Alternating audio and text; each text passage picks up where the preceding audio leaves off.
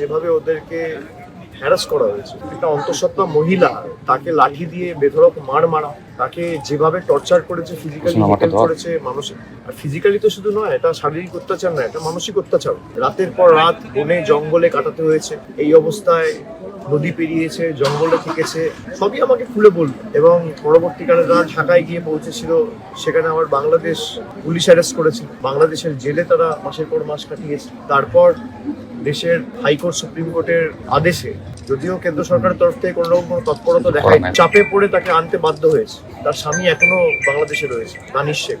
যেভাবে যে কষ্টের মধ্যে দিয়ে গত 7-8 মাস সে কাটিয়েছে, আমি মনে করি এটা চিন্তা করাই খুব কষ্টের। ওর মা আমাকে অনুরোধ করেছে যে বাচ্চাটার নাম রাখার জন্য। আমি প্রথমে ওদেরকে অনুরোধ করলাম যে আপনারা যে প্রতিকূলতা সমস্যার মধ্যে দিয়ে গেছেন, আপনাদেরই উচিত বাচ্চাটার নাম রাখা।